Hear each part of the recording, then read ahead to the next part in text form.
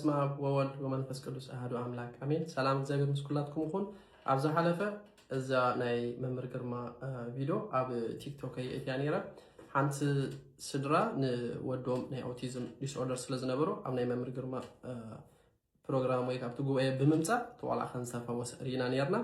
መጀመርያ ነዚ ቆልዓ ኣቡኡ ጥራይ መጀመርያ ሒዝዎ መፂኡ ኣብቲ መደብ ብምስታፍ ትምህርቲ ሰሚዖም ዝግሰጽ መንፈስ ተገሲጹ መምህር ግርማ ነቲ ኩነታት ምስራዩ ማለት ናይቲ ቆልዓ ኩነታት ምስራዩ ኣደግ ክትመጽእ ከም ዘለዋ ነቲ ሰብኣይ ተላቢዮሞ ማለት እዩ። ብኡ መሰረት ከዓ ኣደ መፅያ ማለት እዩ። ዋላ ኣቦ በዓሉ ክምስክር ከሎ ሰሚዕና ኣለና። እጂ ንምንታይ መምህር ግርማ ኣደ ክትመጽእ ኣለዋ ዝበለሉ ምክንያት እንታይ እዩ? ኩሉ ግዜ ንዓና ርኩስ መንፈስ ከጥቃዕና ከሎ ኩሉ ግዜ ካብ ማህፀን ጀሚሩ ዘጥቃዕና ስለምንታይ ተዳይልና ከምቲ ኢየሱስ ክርስቶስ ካብ ቅድስተ ድንግል ማርያም ተወሊዱ ድሕነት ከም ዘምጻልና ሰይጣን ካብ ኩሉ ግዜ አንጻር ናይ እግዚአብሔር ተወሊዱ ኻ ንዓና ይጥፋአና ኣሎ። በኸመይ ክውለድ ከሎ ክንብል ከለና ካብ ማህፀን ጀሚሩ ምስ ደቅና ምስ ዘርእና ብምሕዳር ማለት እዩ።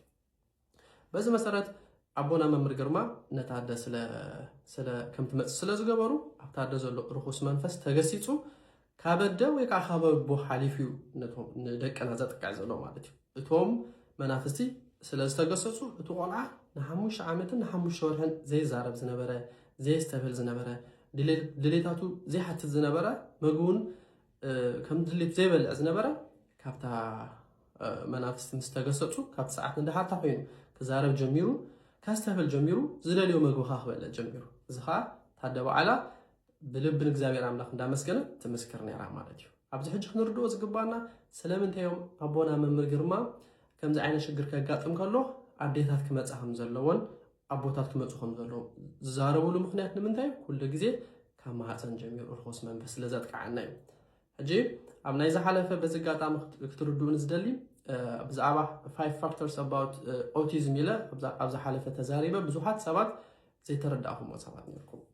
ናተይ ምንጪ ካብዚኣ ካብ 161 ክሳብ 177 ዘሎ ገጽ ነንብቦሞ ተኣነ ዝበልክዎ ኣብዚ መጽሓፍ ክትረኽብዎ ኢኹም ብዝበለፀ ከዓ ካብዚ መጽሓፍ ረዲእ ክትወስዱ ኢኹም ማለት እዩ። ኣነ ኻስ ኢለ ጥንቁል ኣቢለ ከምዚ የምፃኽዎ ክርዳእኩም እዩ ማለት እዩ። ኣነ ሕጂ ዝፅዕር ዘለኹ ንዓኹም ከረዳእኩም ኢለ ንኣብነት ኦቲዝም ዘለዎም ቆልዑት ስድራታት ማለት እዩ ኣዴታት ኣቦታት መፍትሒ ንክንረክብ ኢልና ንዓዲ እንግሊዝ ናብ ለንደን ንኸይድ ሰባት ኣለና።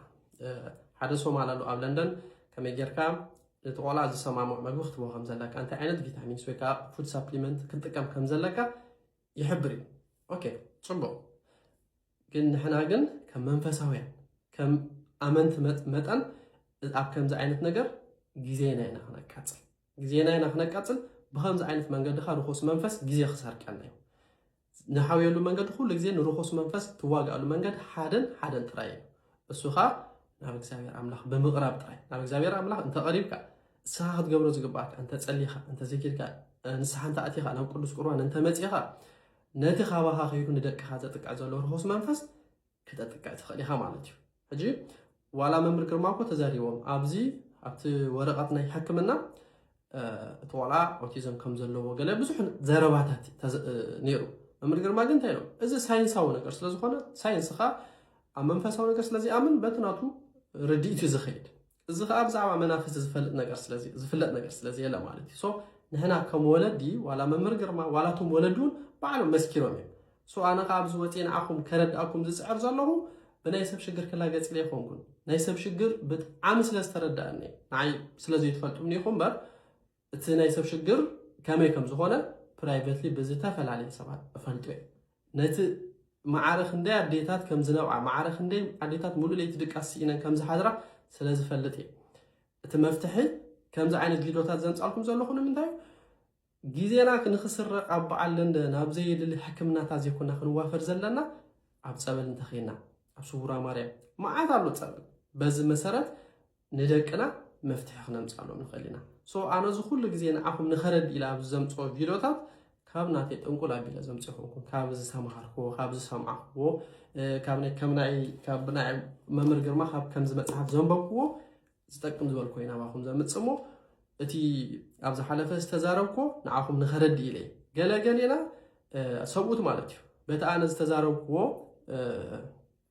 ነንስትኹም ዝወንጀልኩም ሰባት ኣለኹም ንዓና መን ንጽሑ ገይሩና ኣነ ናይ ቲክቶክ ነገር ሓፂር ስለ ዝኾነ ቁርጽ ስለ ዝብል እዩ ንኸረዳእኩም ኢለ ሓፂር ፋክተር ዝተዛረብኩም በር በቲ ኣገላልፃ መሰረት ግን ኩላህና ኣቦና ኣደን እንተ ብጽድቂ እንተ ብመርገብ ኣብ ደቅና ግድን መሰረት ንሕና ተጸዲቕና ንደቅና ክነውርስቲና ንሕና ኣብ ዘይኮን ነገር ተዋፊርና ኻ ንሕና እውን በዚ ነገር ዝግድን ኢና ክንሕተት ማለት እዩ እናንታይ ንምባል እዩ እንተ ነቃሕና ሕሸና ነንስኹም ዝወቐስኩም ሰብ ሓዳር ትጋገዩ ኣለኹም ዋላ ሰበይቲ ንጽህቲ ኸላ ዋላ ሓንቲ ዝገበረቶ ነገር ዘየለ ኸሎ ሰብኣይ ኣብ ጌጋ መስመር ዝተዋፈረ ተነይሩ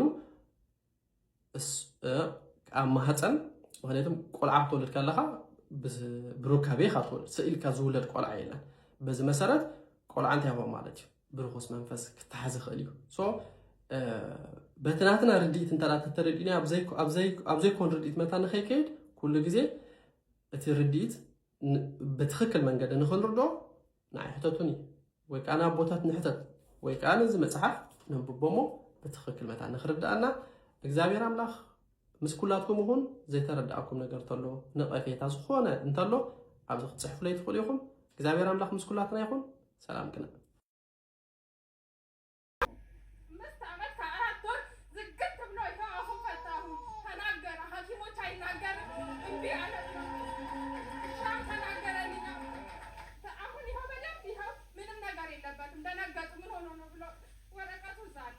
ወረቀቱን አምጡ ምን ብለው ነበር ሐኪሞቹ? አይናገርም ብለው እኔም እየተማርኩ ነበረ ቴክን ስፕሮት ብለውኝ እየተማርኩ ነበር። የምን የድንቁርና ማስተማሪያ ቴክን ስፕሮት ይሄ በእጅ ማለት አሁን ግን ምንም የለበት ምንም በኃይል አምላክ በክርስቶስ በቃ ልጄ ባለቤቱ ከምንም ድኖልኛል ልጄ በኃይል አምላክ በርሶ እውነት ነው። ምንም አይናገርም ነበር ማለት ህፃናት ሙያውም ይናገሩ ነበረ ለኛ ይነግሩን ነበረ እና በስዊድን መንግስት አሁን የሚታወቀው ይሄ ልጅ ህመምተኛ እንደሆነ ነው። ግን ለእግዚአብሔር ነገር እርሳቸው ጋር ወሰድኩት፣ ተጠመቀ፣ ባረኩት። እናትየውን ይዘናሉ። እናትየውን አመጣው። ይኸው በአሁኑ ሰዓት ይናገራል። እንግዲህ አብረው ሲጫወቱ የነበሩ ልጆች ሊመሰክሩ ይችላሉ። ይበላል፣ ይጠጣል፣ አይበላ አይጠጣ አሁን የሰጡትን ይበላል፣ ይጠጣል እንደ ልቡ። ጠዋት ተነስቶ ማማ ጸበል ይለኛል፣ ቅባ ቅዱስ ይለኛል። ደግሞ አይለኝ ነገር የለም። በቃ ብርክ ያለ የተባረከ የስለት ልጅ ነው። የእመቤቴ ተስዬን የሰጠችኝ በ10 ዓመት። ይሄኛው ምን የሚል ነው? ይሄ አውቲስት አለበት። ይሄ ምንም በቃ አይምሮ የማይሰራ ልጅ ነው እና እኔ ቴክን ስፕሮት ማር ነበረ። እሱንም taught ምልክት ቋንቋ ማለት ነው። ይሄን እስቲ የሚያነባለን Psykolog utlåtande angående 20 hadisfödelser belägger ቅዱሳን föreställning misstänkt för autistiska spektrum tillstånd. Beskrivning av nuläge och tidig utveckling för att beskriva att kuddusar har svårt med tal och ofta använder ett eget språk. Är svårt att förstå. Han tycker om att spela spel och leka och är lugn och har bra tålamod. Han tycker om att spela fotboll med andra barn och cykla. የሚለው የአውቲስቲክ ስፔክትሩም የማይገባው ልጅ ማለት ነው እና የማይሰማ እና ቋንቋ ምልክት ቋንቋ እንዲደረግበት የተደረገ ነው።